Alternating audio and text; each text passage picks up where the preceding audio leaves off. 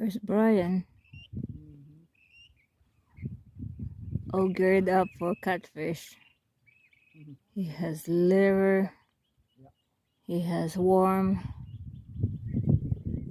Let's see. He catch a big catfish last night. So let me see if he can do it again. Get another one like that. So this one. This is my setup right here. Ugh. And I have a dinner bill in there too, just in case somebody's ringing dinner or ringing my bill. That means I get a fish. I like doing this. So peaceful. Last night was a little bit noisy. We got lots of people here.